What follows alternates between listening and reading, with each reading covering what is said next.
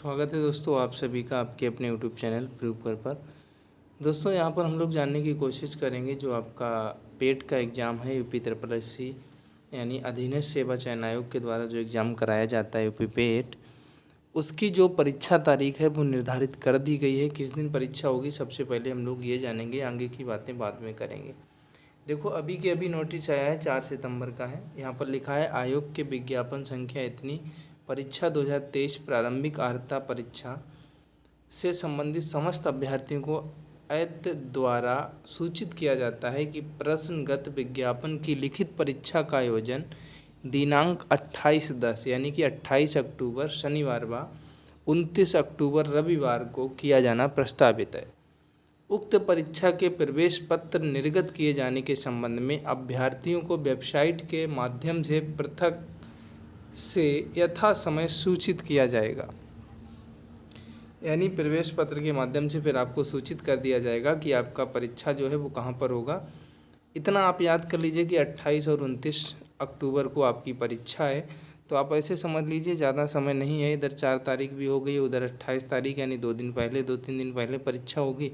यानी उधर 2-3 दिन कम कर दीजिए, 4 दिन ये कम कर दीजिए, यानी 2 महीने में 6-7 दिन कम कर दीजिए। इतने दिन ही शेष हैं आपके पास में, लगभग 50-55 दिन शेष हैं आपके पास में। इन दिनों में ही आपको परीक्षा की तैयारी अच्छे से करनी है। देखो करना क्या है, हम आपको सबसे पहले ये बता दें, जो लोगों ने अभी तैयारी स्टार्ट भी नहीं की है उनसे सबसे पहले कहेंगे कि आप लोग सबसे पहले जो पेट का सिलेबस है इसको आप लिख लीजिए। जितना भी पेट का सिलेबस है उसको आप लिखिए। सिलेबस लिखने के बाद आप सबसे पहले हम आपको एक मूल मंत्र ये बताएं कि आप लोग पढ़ाई कैसे करेंगे। पढ़ाई करने का देखो सबसे अहम तरीका ये होता है, अगर आप मेरी मानेंगे तो थोड़ा आप ध्यान देना। सबसे पहले हमने आपको बताया कि आप सिलेबस को नोट करेंगे। दूसरा, आप लोग जो भी पॉइंट 1 से नोट करेंगे उस पॉइंट 1 से चीज़ों को नोट करना शुरू करेंगे, नोट्स बनाना शुरू करेंगे। लगभग 1 महीने के अंदर आप लोग इस प्रकार से अपने आप का समय, जो आपका कीमती समय है, इस प्रकार से दीजिए। लगभग 3-4-5 घंटे कम से कम दीजिए पर डे। तो आप 1 महीने के समय अंदर ही अंदर हम ये अनुमान लगाते हैं कि आप पूरा का पूरा जो सिलेबस होगा कंप्लीट करेंगे।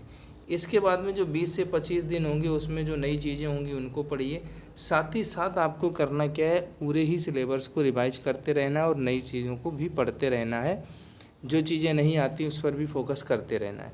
सबसे ज़रूरी बात यही होती है दोस्त, पेपर देने जाते हैं बच्चे क्या करते हैं, टॉपिक सिलेबस को देखा नहीं, पता भी नहीं होता है कि कौन कौन से टॉपिक आएंगे। इतना पता है कि इतिहास आ रहा है, लिया लूसेंट या कोई बुक ली इतिहास की और पढ़ना स्टार्ट।